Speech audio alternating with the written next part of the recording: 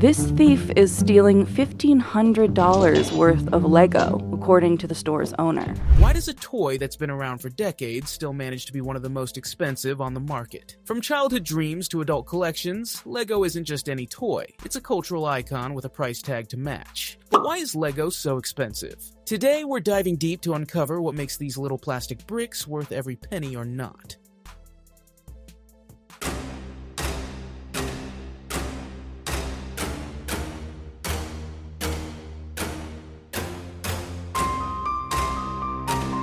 Lego bricks have become synonymous with creativity, imagination, and quality craftsmanship. Over the years, Lego has established itself as a beloved brand, not just for kids, but for adults who cherish the joy of building. Whether you're a parent or a collector, you've probably asked yourself, why do Lego sets cost so much? To answer that, we have to look at Lego's journey from humble beginnings to becoming the world's largest toy company. Lego's story didn't start with plastic bricks. Back in 1932, the company began with wooden toys. But a significant turning point came in 1949, when Lego took a risk and started producing plastic bricks. A groundbreaking technology at the time. It wasn't an instant success, but Lego's commitment to innovation and quality eventually paid off.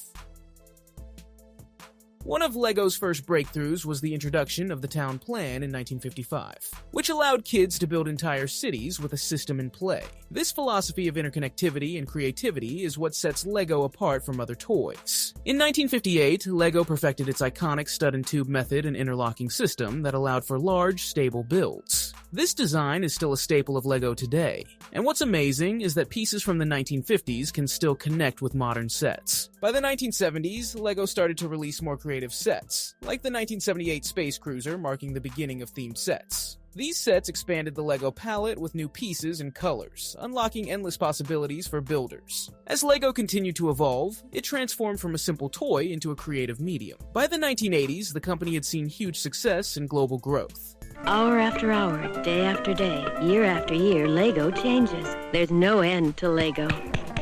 But by the late 1990s, cracks began to show. Sales declined, and for the first time, the company was losing money. Lego had grown rapidly and spread itself thin by investing heavily in theme parks, media properties, and merchandise. Meanwhile, sales of its core product, the brick, were slipping. Sets that required less building failed to resonate with fans who loved the hands-on experience. Every dimension needs a hero. Every hero needs a special power. In Galador, it's glinching. In 2003, Lego's annual report described the year as very disappointing.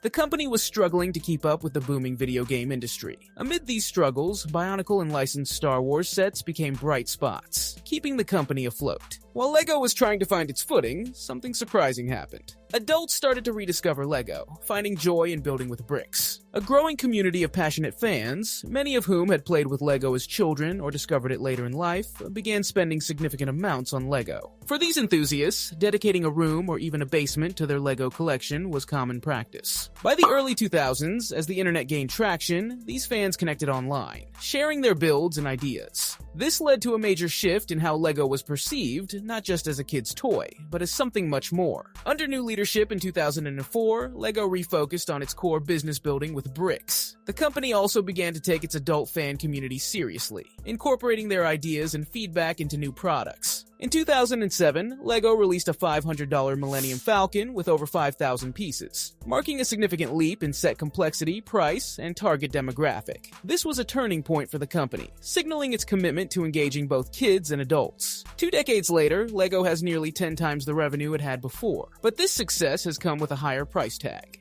So, is Lego really more expensive now than it was 10 or 20 years ago? To answer that, let's look at the price per piece, a common metric used by Lego enthusiasts. While it's not perfect, it offers a rough gauge of a set's value. For example, the 2007 Millennium Falcon had a price per piece of 10 cents. A decade later, Lego released an updated Millennium Falcon with over 7,500 pieces for $850, bringing the price per piece to 11 cents, just 1 cent more. And when adjusted for inflation, it's actually 1 cent cheaper. So while Lego may seem more expensive than ever, when we break it down, the pricing has remained fairly consistent over the years, especially when you factor in inflation and the increasing complexity of the sets. But with this surge in value comes an unfortunate consequence. Theft. As we've seen, with LEGO sets fetching thousands of dollars on the secondary market, they've become a prime target for criminals. Collectors now face the challenge of protecting their investments, as some of the most sought-after sets are stolen right off store shelves. Despite this, LEGO's appeal shows no signs of waning. The brand has transcended its humble beginnings to become not just a toy, but a cultural phenomenon. Whether you're a kid building your first set, or an adult displaying a $500 Millennium Falcon, LEGO continues to spark creativity and joy across generations. And that perhaps is priceless. Now that you know why LEGO is so valuable, what's the most expensive set in your collection? Let us know in the comments. And don't forget to like, subscribe, and share your thoughts. See you in the next one.